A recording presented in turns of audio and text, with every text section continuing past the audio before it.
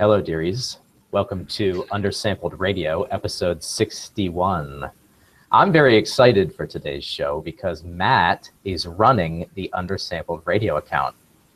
Mm-hmm. Yeah? Do you feel confident? Do you feel confident? It's slightly stressful. I have a lot of, there are at least 15 or 16 cables and wires on the table in front of me, and I don't know where any of them lead. So I'm just trying not to touch anything. Assuming you while we're talking. Electrocution and strangulation for the entire episode, I'm going to come up with some crazy signal at the end, which you will have to glean in context as to when to turn off the live broadcast.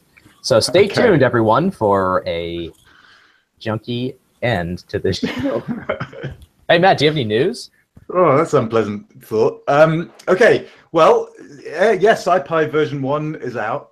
Finally, I think I read this morning that it was 16 years old, that project. So it's kind of cool that a software project would take 16 years in beta, basically, before coming out with version 1 today.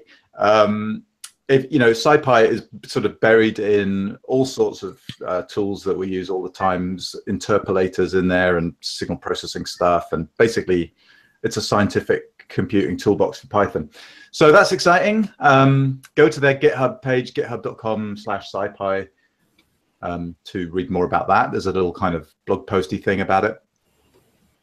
And the only other thing I was going to mention, general sort of news-wise, was there's a new Kaggle out. Kaggle is Google's, well, it's not really Google. Google owns Kaggle, but it's a data science contest platform.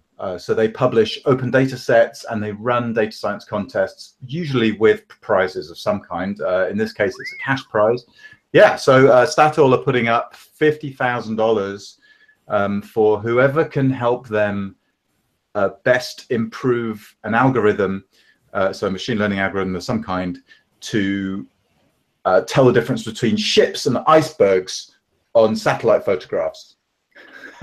So sort of on the face of it, sounds like a pretty straightforward problem. But when you look at some of the images in the training set, they're basically just very small blobs, only a few pixels wide or long.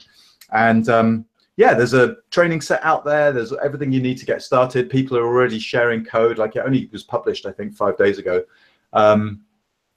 So it's early days in that contest, not too late to get in by any means. So yeah, go check it out, kaggle.com. It's called the Statoil, it's got another name, Seacore Statoil Iceberg Classifier Challenge. And so I guess Seacore is the company that they buy these satellite photographs from. Wow. So yeah. Kaggle. If you haven't got enough to do in your evenings. Can the general public sign up for these Kaggle competitions? Absolutely anyone can sign up. And is there anything else on the Kaggle website the general public should check out, like open data sets? Yeah, there's open data sets on there. What are you getting at? Nothing. That's it. I just wait. If maybe some of our audience hasn't heard of Kaggle and they want to go check out some cool data. Yeah, there's all sorts. There's a whole like playground to introduce you to the concept of Kaggle and how you train algorithms and how you submit your results, and there's really nice tutorials and things. So there's tons of ways to play around, and there's loads of other challenges, not just this satellite photograph one. Yeah, it's a really awesome site. They're doing a real service to the data science community. Yeah, and some of there's a couple of geoscientists who are really high up on Kaggle's rankings. There's a guy at Chevron who is in their data science team, I think, who's like, I don't know, number 3 or something like that. But it's a thing. People are doing this. Wow. Should be one of them. Cool. My experience this past couple days was playing with Azure, the cognitive services tools. That's pretty fun.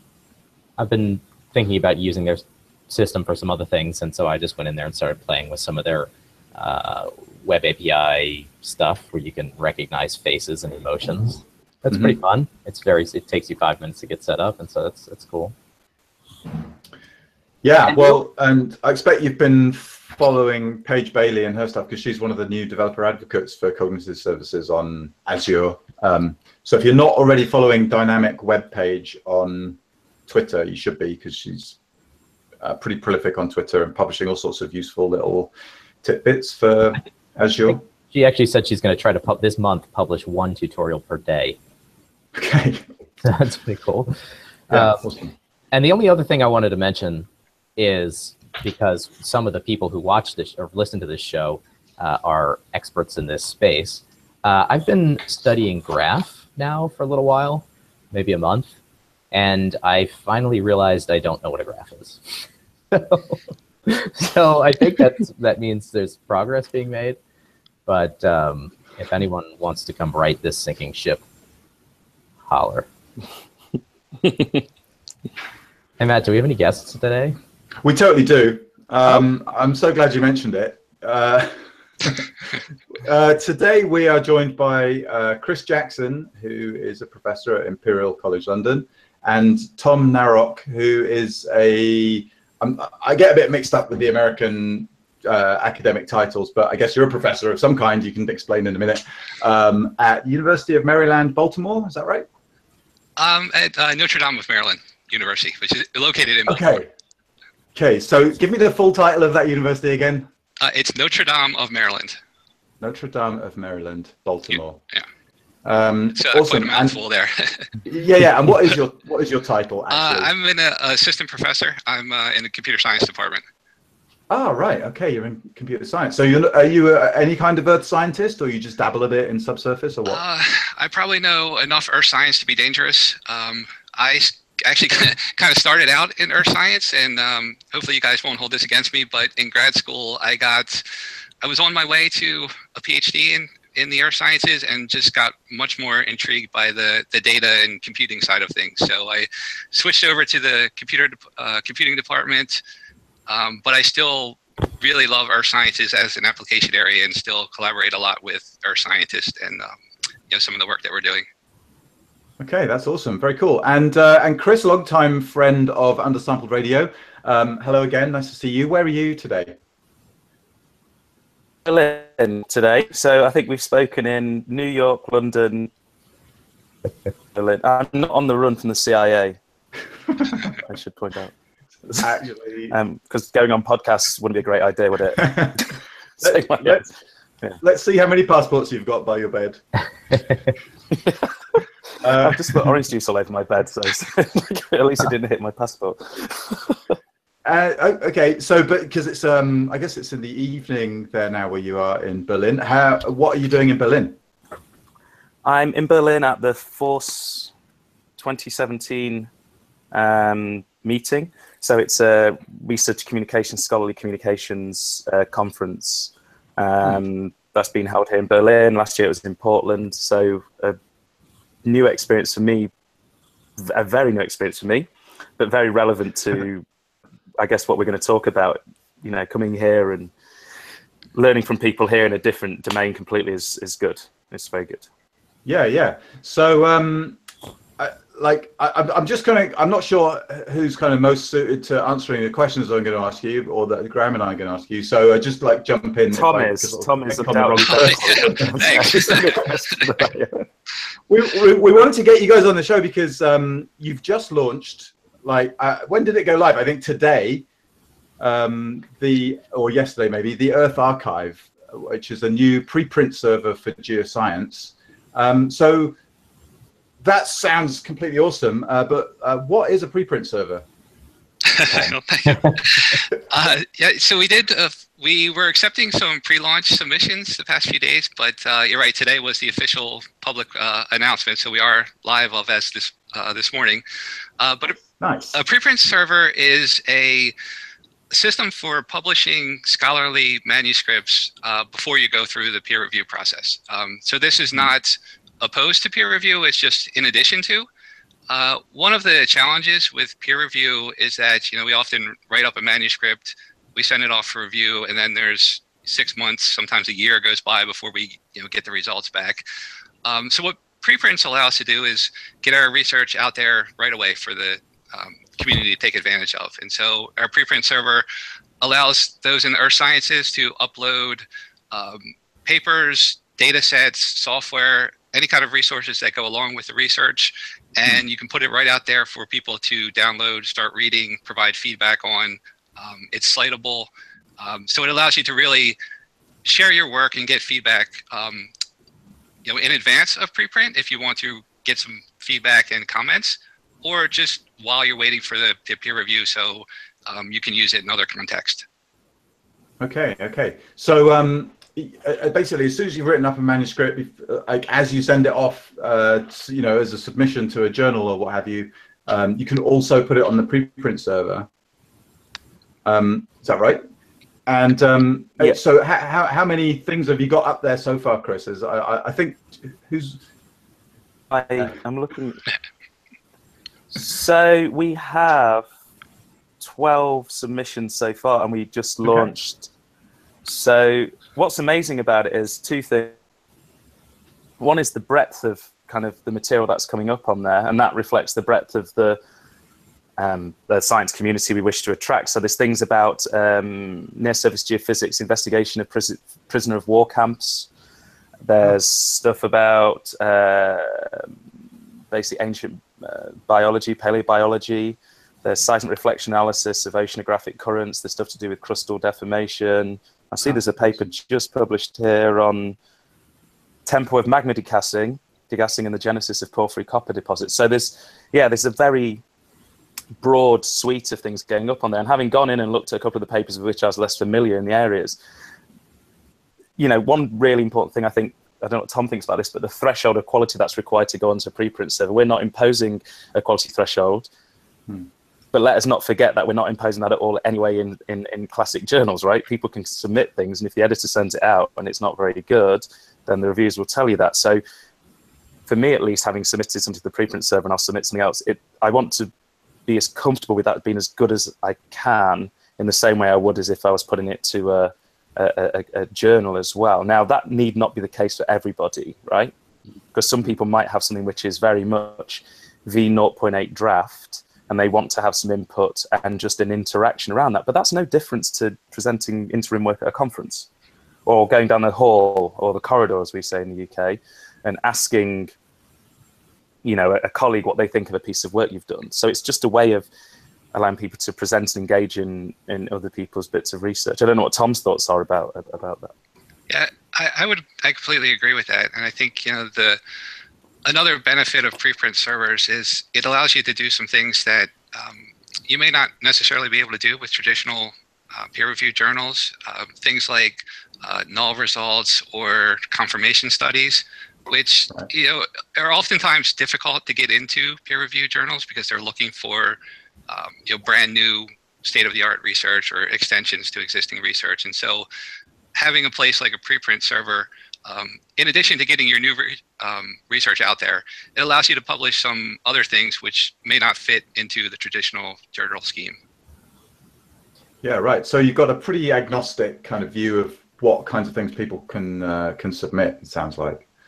Right, and we are really encouraging, and the Center for Open Science, who hosts this system, has put a great infrastructure in place that allows you to connect your paper, your manuscript, to data sets, to software, to related documents. So we're really encouraging you to upload and cite the entire workflow that went into the research and not just the end paper. How's that done? Through standard reference, like bibliographic reference, or are there links inside of the articles? So the infrastructure allows some disk space for authors to upload documents directly to the site, so you can go that route. It also allows you to embed links in your submission. So if you're already using something like Dropbox or Figshare or something of that nature, you don't need to re-upload your data, your code here, or GitHub for software. The system is aware of those types of services, and you can just provide links to where your resources reside. Excellent. Right. How does one submit? You want to take that one, Chris? You've gone through the process. Oh yeah, it was. How do you submit?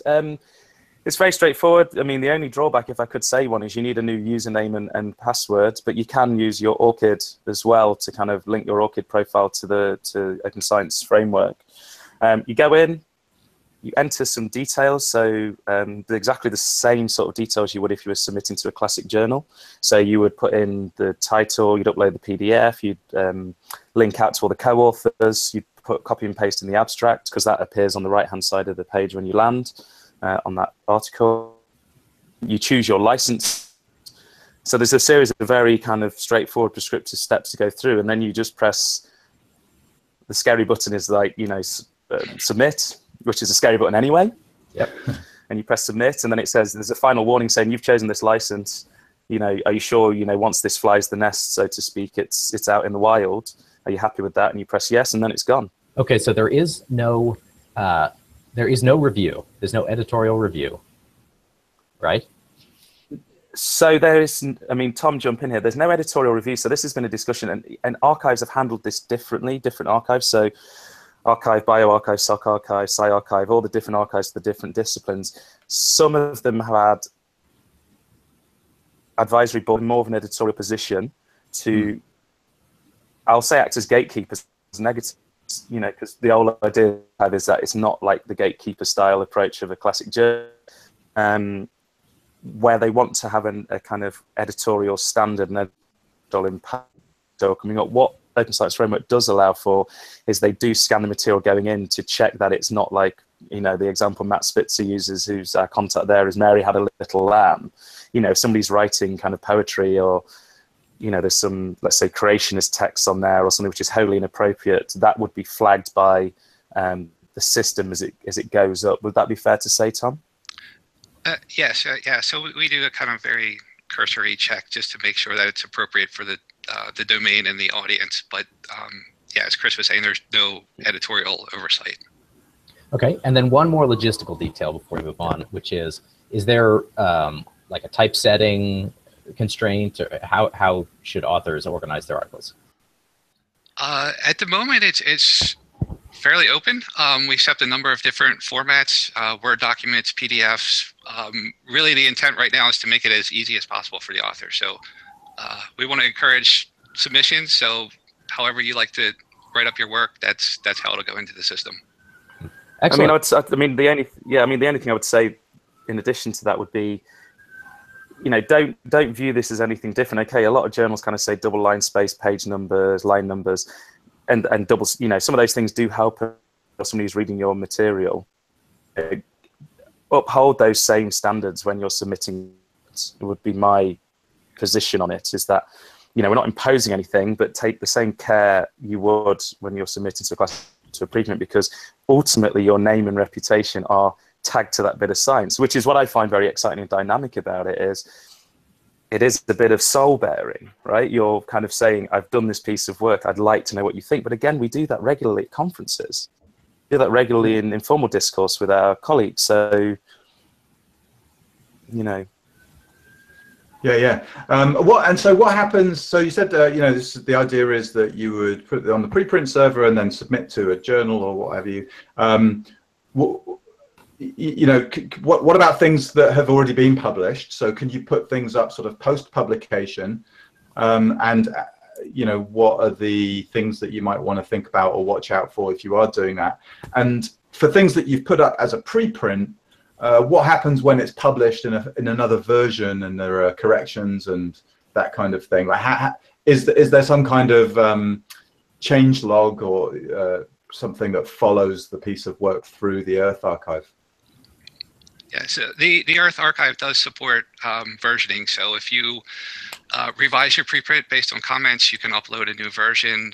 If you do ultimately send it off for peer review and it gets published, you can come back and add in the DOI for the published version right next to your preprint version. So anyone who discovers it on the preprint server can see all of the different versions that have existed.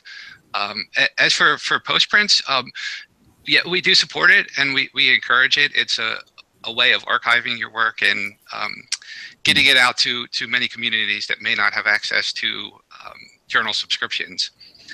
However, it is a bit of a touchy issue because the policies vary from journal to journal. So authors need, Chris, you want to jump in here? Yeah, authors just need to be a little cautious about what are the particular policies for where it was published.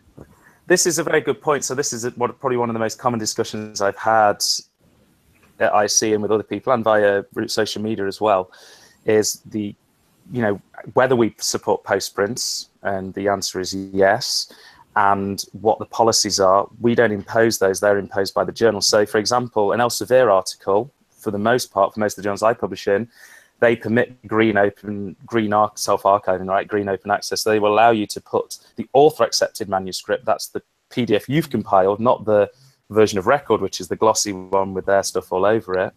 They will allow you to post your author-accepted manuscript straight away for most of the journals I publish in. So I could post that on my personal website. It could go in an institutional repository. I could just put it basically anywhere I want. And what kind of license can that carry, Chris? The license for yours, well, I guess once you've kind of posted it anywhere, then it's up for open use. I guess it's a CC BY, but it's an attribution to the source of the material. The bigger problem comes in with the version of record, which might be embargoed by the journal. So the glossy one, which is kind of typeset and everything, typically, again, for the journals I publish in, there's a minimum of 12 months embargo. So we wouldn't be able to, we shouldn't, and I would say wouldn't, host a pre-embargo version of record, so the final manuscript on EarthArXiv, because that would be contravening the copyrights of the publishers, and we're not here to be a legal hosting service, Tom, right? I mean, the whole idea is that, author-accepted manuscripts are fair game if the policy allows it. And there's a very simple way of checking this is through Sherpa Romeo, which I can add to the show notes. But Sherpa Romeo, you can go to that website, type in your journal title, and actually find out what their policy is on preprints and postprints and embargoes if they exist for that journal. Yeah, that's really cool. I think making it as easy as possible for someone, even perhaps when they upload a postprint, to say, it's this journal and this OSF or whatever, or your system already knows what the policy is there. That could really help people out. Because, you bring up Elsevier, and I imagine, obviously, Elsevier and Wiley and all these publishers will have some opinions about preprint servers. And I'm also curious what the sort of scholarly societies, Geological Society of London and APG and people like that, what do they think about EarthArXiv and preprint servers in general? Do you know yet? Have you had those conversations? Yeah, I have. He says, look at this. And how did those conversations make you feel? How warm that. No, it's a problem, okay, because understandably, if you're a major publisher or you're a publisher and that's what you do, you're very aware of the terms and you're aware of the dynamism in that general publishing environment. If you're in a learned society and you have an in-house publishing bit and you still do that, you might be less aware of that, or you still have been driven by kind of historical drivers for how you communicate the material that you want to publish. It's been hard, some of those discussions. Yeah, so to answer your question, preprinting for some of the journals I publish in is not supported, because I think it's just like the learning societies are like, this can eat into the revenue. What do you mean by not supported? This could be a bad thing. Do you mean it's explicitly not allowed? Well, if you get to Sherpa Romeo and you check some of these journals, it says preprint is not, preprint to self-archiving is not supported. Now, if I submit that, if imagine I archive that preprint, so I put it on EarthArXiv, and then I submit it to APG Bulletin, and it goes through peer review, and they don't know about the EarthArXiv version, and it gets accepted, and then there's a copyright form, and I sign it. Presumably somewhere on there's something saying this hasn't been published before. Yeah. So how does that work? Yeah, right. I'm not sure. I'm asking all the questions to you. Yeah, is it published? Whereas Nature's, Wiley, Springer, Elsevier Journal, some of the other publishers that hinted out, they're all like, okay, we understand what this is and you can do it. But yeah, that's interesting, because I'd sort of almost expect it to be the other way around. But maybe there's just a level of sophistication to their business models, and you know, they've had to figure it out because their life depends on it, kind of thing. Whereas the societies are maybe a bit more kind of just, don't talk to me about stuff I don't want to hear about. I'd like to respond more positively to that, but my conversations with some has definitely been problematic. Having said that, AGU are incredibly progressive. Yeah. They are an anomaly. Yeah, right. And so tell us a bit about what's it called, Esau? Do you know much about it yet? Yeah, Tom, go ahead. This kind of follows along with kind of what Chris was just mentioning about its some of the challenges, and I do want to say that EGU has been very progressive. I completely agree with Chris on that, and we've had a lot of really positive discussions with them, and we're continuing to talk about high-level preprint issues, and so they've been really good in that regard, and we're looking forward to working with them. We just had some philosophical differences about how they would like to approach preprints. The Esau infrastructure is a collaboration with Wiley, which, as you know, is a major publisher. And it's nothing specific with Wiley. We just feel that a preprint system, by definition, this is before peer review. So we wanted it to be open and independent of any one publisher, which is kind of why we went with the Center for Open Science and our own infrastructure. So AGU has a really nice system that they're putting forward. It is a partnership with one of the major publishers. They're also very focused on conference posters because obviously they host 2 big meetings per year. There's a lot of scientific material that kind of gets presented there and then is lost afterwards. So there's a big focus on searching for and archiving conference posters and conference presentations, which I think we feel very valuable scientific resources, but for the moment we don't want to conflate the two things. So we're focused just on manuscripts and the data and software that went into it, and we also just kind of like to do this open and independent of any publishers at this point. Right. Yeah. So for anyone who's listening, who just sort of isn't keeping up with this stuff, the AGU announced a preprint server that they're planning, and I guess they're going to demo it, I think, at AGU in New Orleans in December and launch it in 2018. So is it aimed?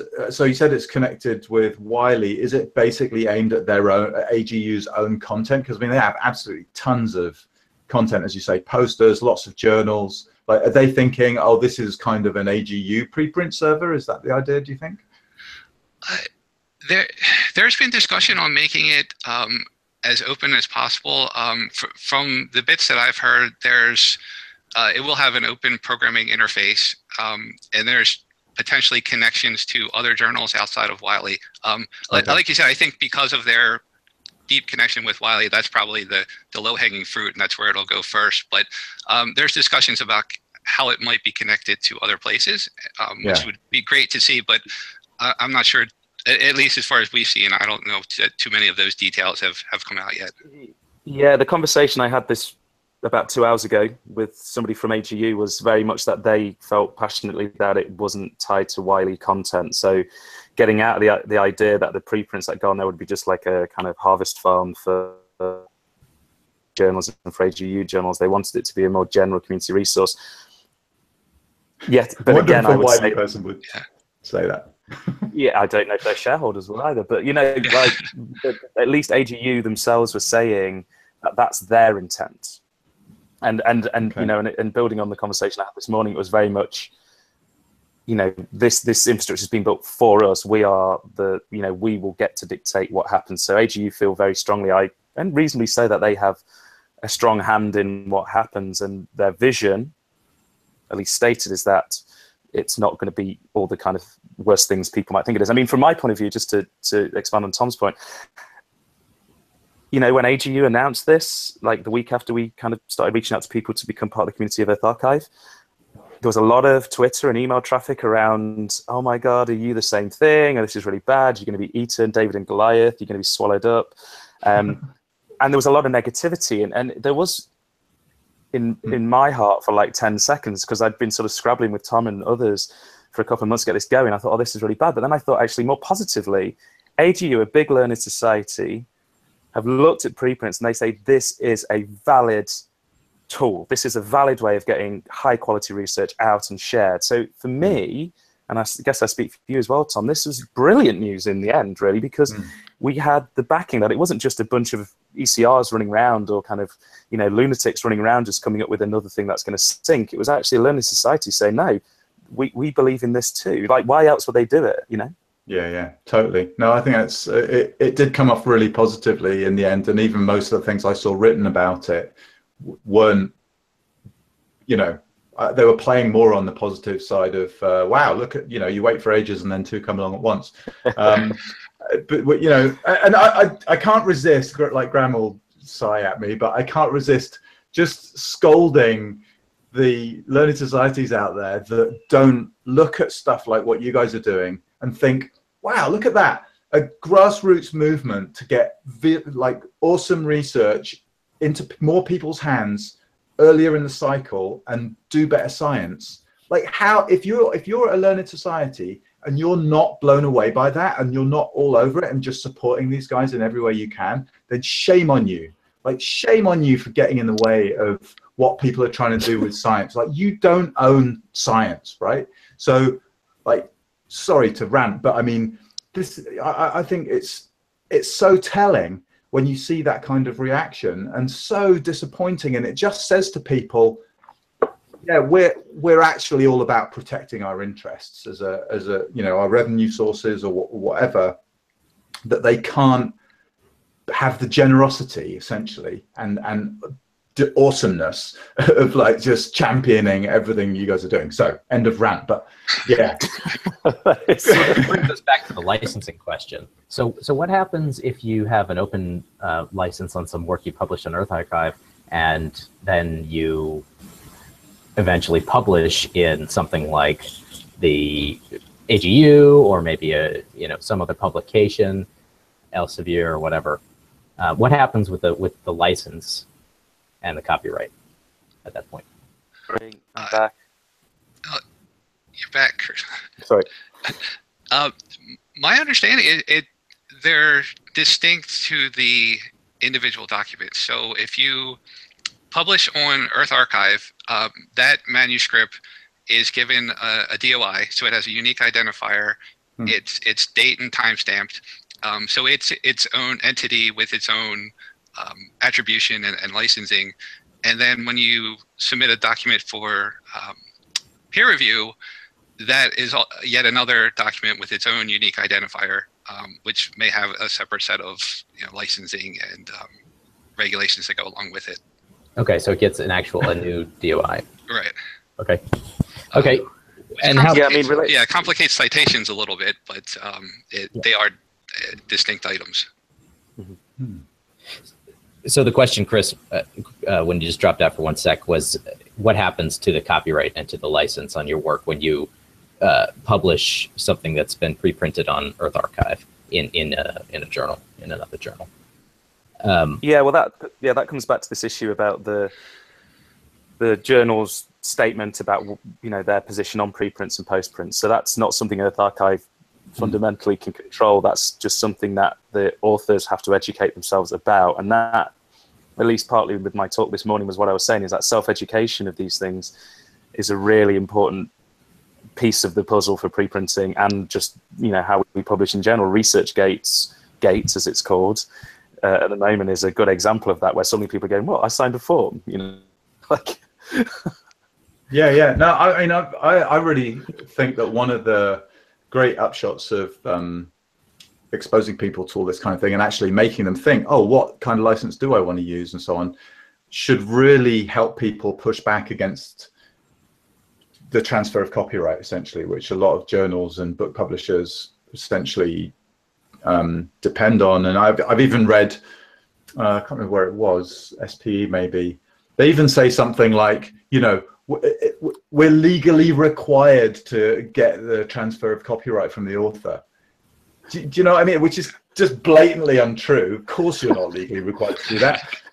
You know, the copyright can absolutely rest with the author, and I would urge people, anyone writing anything actually, to like defend your right to your own copyright. Like, you should retain the right in your work and transfer it as you wish to other people to publish it. And I wonder if being able to publish it on EarthArXiv with, say, a CC BY, then you can go to the publisher, submit to a journal, and say, well, there's my work, it's licensed CC BY, so away you go. And you can't then go put copyright Elsevier at the bottom of it, because I didn't transfer copyright to you. But you have a right to republish it. Like, I hope that is a dynamic that falls out. I think some of the bigger publishers are maybe okay with that, but if you're there thinking, well, my subscriptions are going to be impacted by the fact people can get this material through Unpaywall or some sort of plugin or some institutional repository because this person's got a green OA version somewhere. I guess that's the fear that they have. Yeah. Is, although from the audience I'm kind of hanging out with here in Berlin, the studies that have been developed around that show that there is absolutely no impact on subscriptions to journals by the fact that people self-archive. So, which is weird, right? Because your library is still paying a, can I say, shitload of money for stuff that you could actually get free somewhere else. Yeah. And so that is kind of weird. And, you know, there's authors like, what's his name? I've forgotten his name. It'll come to me in a minute. But there are a few authors that give all their stuff away on the internet, and they still sell scads of books in the bookstores. But yeah, I feel like even if it did impact them negatively, and they were like, oh, hang on a minute, you can get a manuscript version of this free elsewhere, and that's what people are doing, then I think they should be asking themselves, oh, I guess we're not actually adding all the value that we thought we were adding, or that we said we were adding, in typography, awesome editing, figure preparation, marketing. Like, oh, all that stuff isn't actually working. So and peer reviewing. To me, it's sort of, hey, don't forget peer reviewing. That wasn't. Yeah, sure, on peer review, but I mean, yeah. So yeah. The next, seeing, like, it's going to be just fascinating seeing how this pans out. Basically, I'm really eager to see, like, when you guys have 1,000 preprints up on there, and with comments and open peer review and that kind of thing. Like, it's going to be some fun conversations, I think. Well, do we not already know that? I mean, there's other preprint servers that have post-seeded or whatever Elsevier. Sure, but like someone just tweeted at EarthArXiv this morning, I think. Yeah, it's like preprints or open access or whatever is not really a thing in my field yet. I hope it changes one day. It's like, guess how it changes.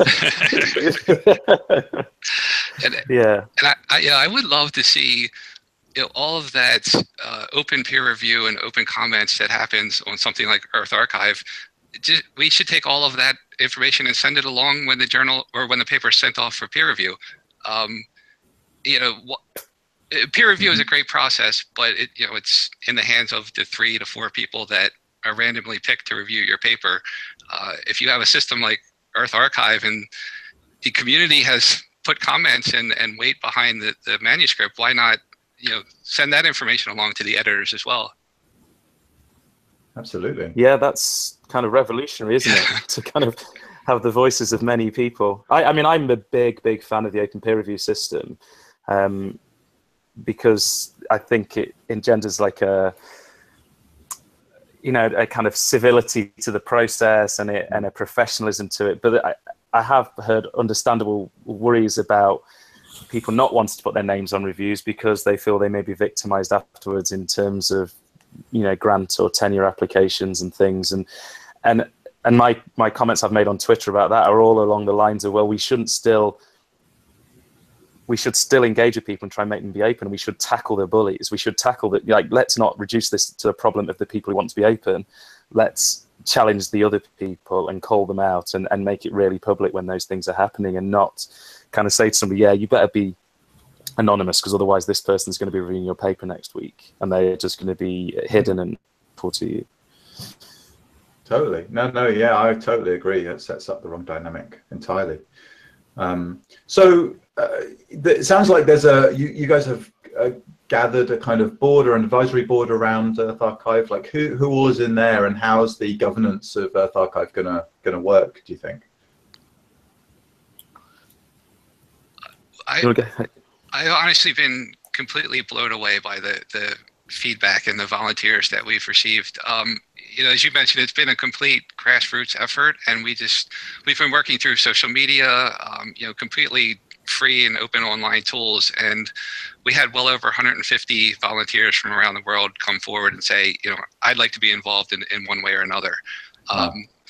So we needed a group of about 15 individuals to serve as an advisory council. So we, of that 150, we tried to subset it and, you know, keep it balanced by gender, keep it balanced by early career researchers versus more established researchers. We were looking for a geographical balance. So I think we ended up with a really nice distribution, and we kind of, we picked at random, but, you know, keeping those parameters in mind to keep things balanced. So we have a well-distributed advisory council who's going to keep us moving forward, and then the remaining folks have volunteered to stay on board as what we're calling community ambassadors, to kind of spread the word via conferences, you know, within their respective departments and such. So it's been really amazing how many people have really jumped on board and said, yeah, I want to help out.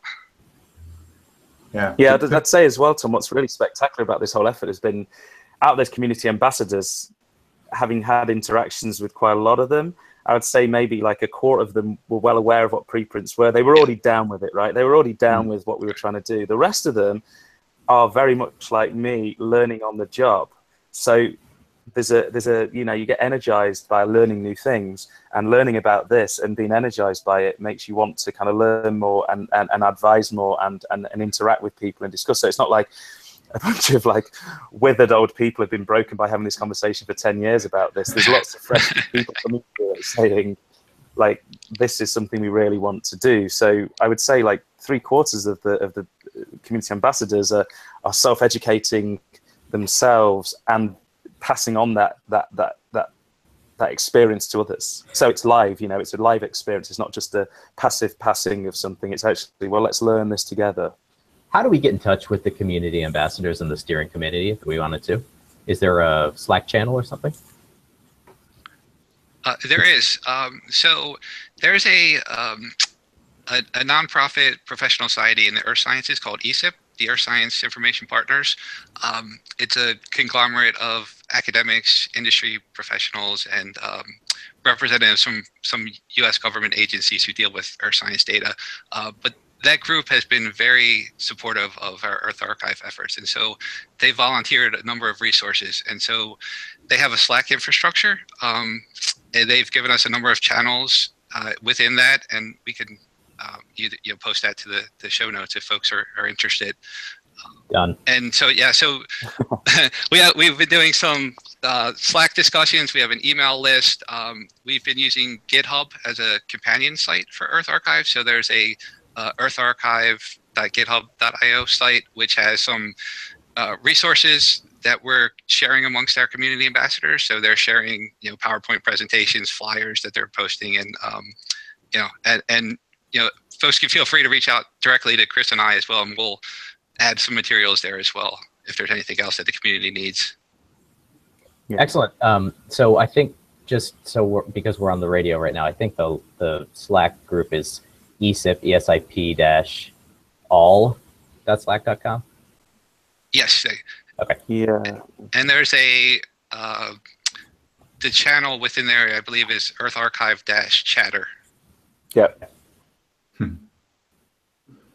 Yeah, it's great. I love how all these tools, themselves mostly kind of open platforms with really good APIs and free to use at some level.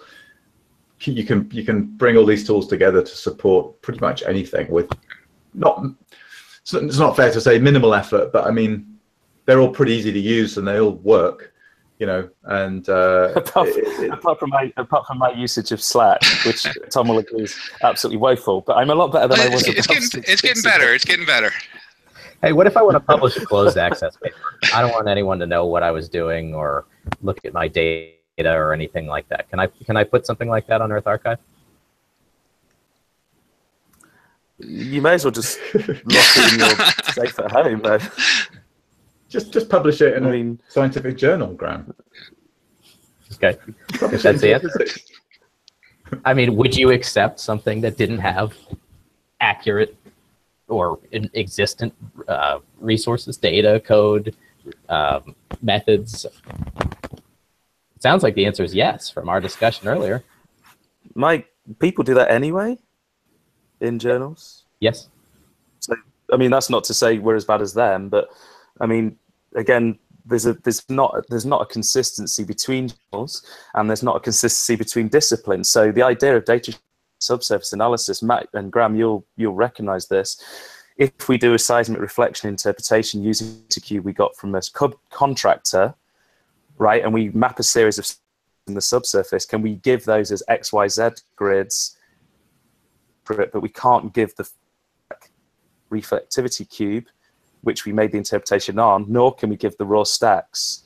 So how granular and how detailed in terms of the data yield should we be? So, there's already lots of gray areas in how much data we can and should be releasing, I would say. I don't know what your view is on that.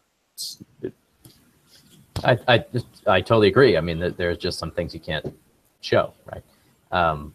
However, I was just trying to highlight that I think, is there any case in which you would not submit something to EarthArXiv before you would print, other than the case where the prospective publisher disallows preprint? Said no. I guess one time would be so this whole idea of scooping. So this is one thing, having spoken to Jessica Polker at ASAP Bios, who's been working with BioArXiv, so and a few other archive or preprint server people, scooping. So the idea that you put something on the preprint server, it's not published, and somebody will come along and steal your idea, claim it for their own, and then publish on it. That's a concern of people sort of anyway going to conferences. To people who've been concerned about that is by actually putting it on the preprint server, getting a DOI and having it publicly there. It's pretty clear where the source of that is. So if anybody came along and scooped you, i.e. stole your work, it would be a very easy track back to that bit of research you'd published. I don't know what you think, Tom. Yeah, I agree. I think, again, going back to Jessica, I think it's a little bit more of a concern in the bio community, from what I understand, just the potential for drugs being developed from your work and such. But I think in the earth sciences, it's really, as far as I understand, not too much of an issue. And as you mentioned, putting it out there, getting a DOI, I think it's a self-correcting problem. You can clearly point back and say, this was my idea, and here's the date, the timestamp, and the DOI from the work. Yeah, I mean, part of my view is that some of those people. Yeah, go ahead, Matt. Sorry, I was just going to say that I feel like if your work is that scoopable, then your work wasn't that interesting.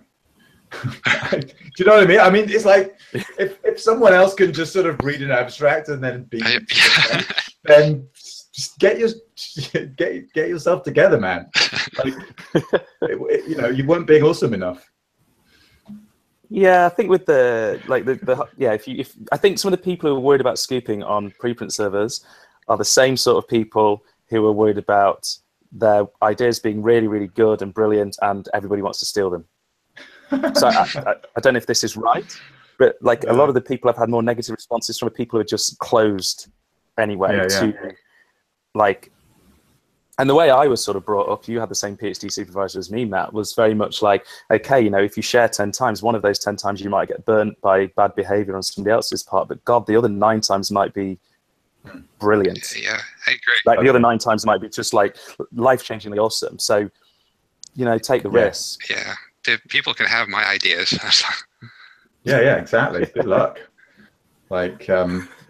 Yeah, totally. There's a whole kind of mindset there. It's really hard to articulate because I feel like it's a deep-seated, like you say, Chris, it's a kind of a fear that people have.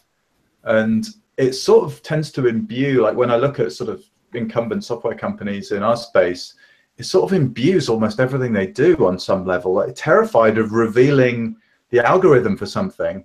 And I'm like, but if revealing one algorithm can destroy your company, then you need more depth. Like that seems like a pretty fragile thing that you've built. Like, I get why you're terrified now, but like, come on, like, raise your game a bit. You can't just be that kind of one-trick pony. You know? But some academics are, right? They build a career around an idea, and then Yeah, and there's a special skill in that too. You know, some people just seem to be able to spin things out of nothing, but yeah, I mean, that's, for me, it's like kind of one of the big motivators to kind of keep learning and keep doing stuff, is because I consider everything behind me kind of done. Like, either I did it, or someone else has taken it and run with it, or, do you know what I mean? So yeah, like you say, it's, or like, maybe it's a personality thing, I don't know, but I think it is. No, I think you're spot. I think it's very much a personality thing. Again, you know, it's all anecdotal, but in my interaction with people, the positiva people, you know, they're just like game for anything. And then the people who say no to this are the people who say no to a lot of other things. And I still think it's worth having those discussions with those people, because I think having, you know, kind of cheerleaders and advocates who you've brought across from quite a distant position is really inspiring for me in general. And I guess for you, Tom, as well, is to try and, you know, convince people it's a good idea. It's good. Yeah, I think this is, you know, the technology of preprints is much easier problem than the social side of things. It's a much bigger social problem. Yeah, right. And you know, and it's sort of, it's not like you are sort of uprooting institutions per se. Like, that may well be one of the outcomes, intended or otherwise, but it's a completely optional channel. You're just making it way easier for the open kind of hyperactive people to get their stuff into people's hands and get comments on it without them having to kind of run their own servers or blog or whatever.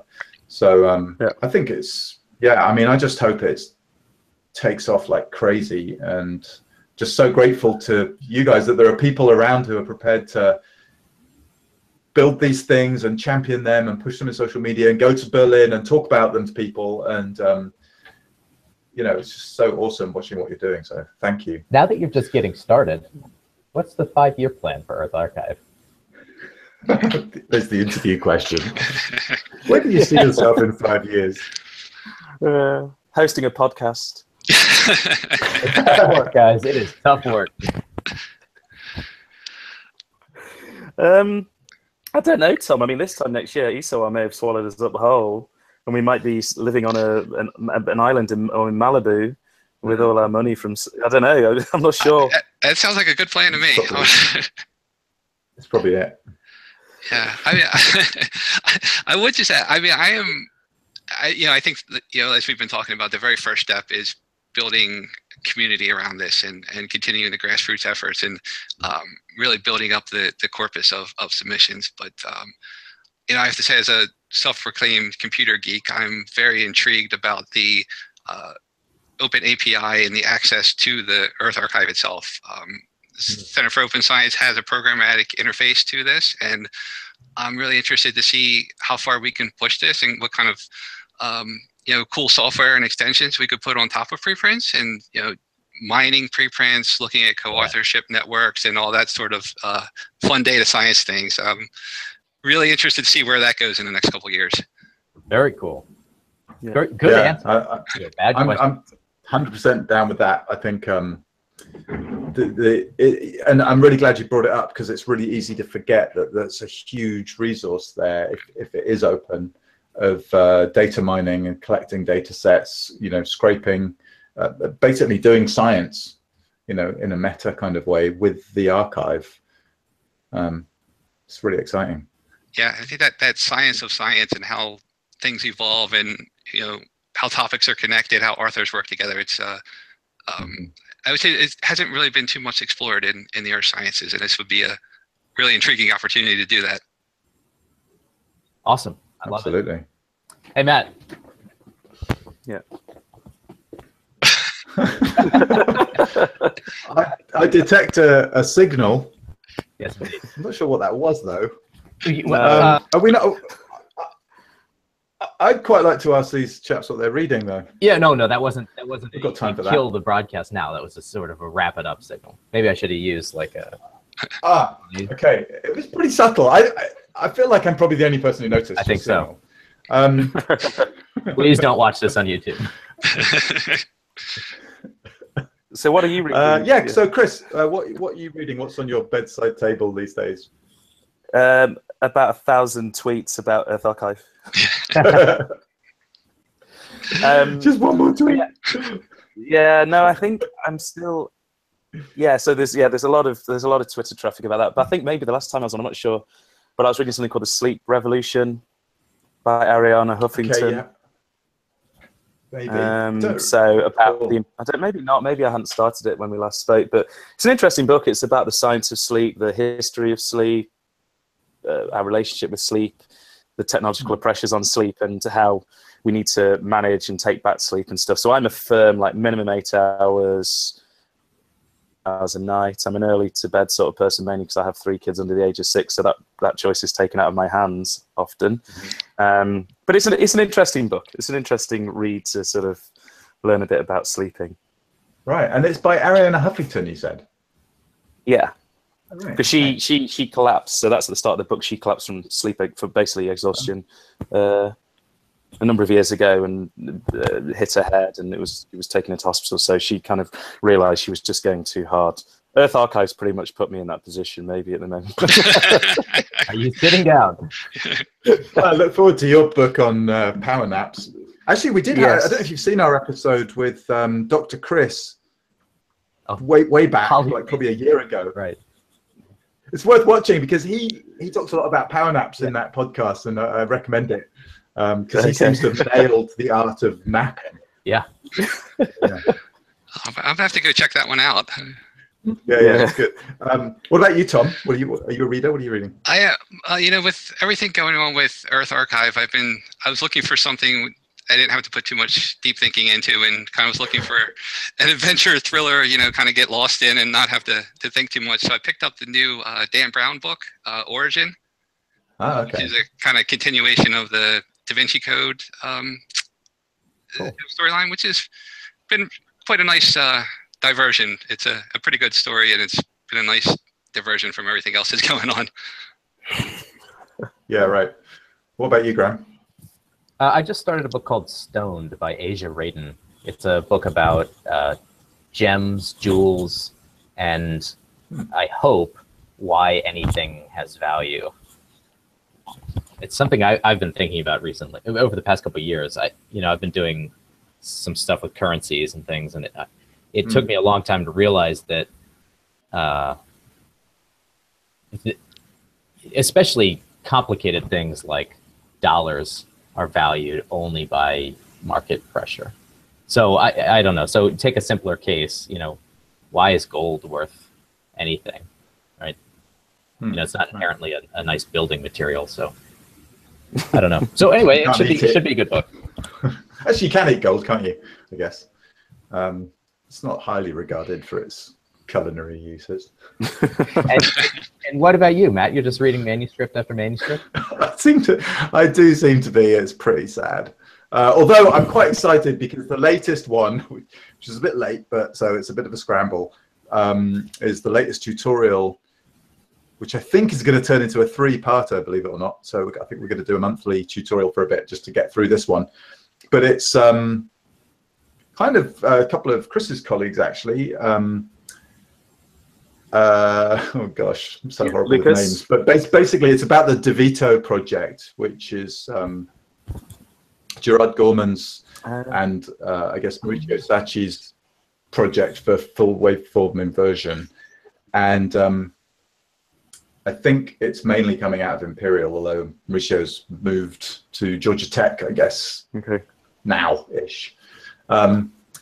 So yeah, I've been kind of wanting to play with DeVito for a long time and waiting for this tutorial so that I kind of got an excuse to make time to play with it. It's basically a seismic forward modeling and FWI package.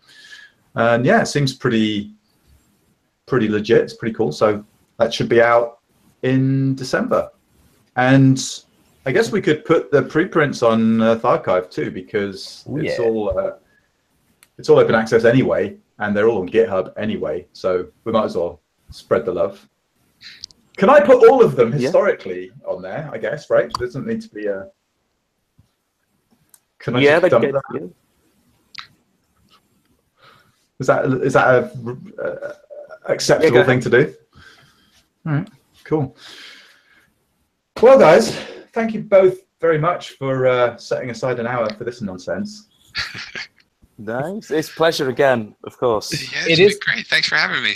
Unfortunately, we didn't get to cover any Tom questions. So, Tom, you got to come back and have an interview about yourself. Yes. All right. Anytime. The full shakedown. And just once again, I really appreciate what both of you are doing. So kudos and congratulations on day one, and keep on being awesome, basically. Chris, take the rest of the day. Thank you so much, Matt. You know, by all means.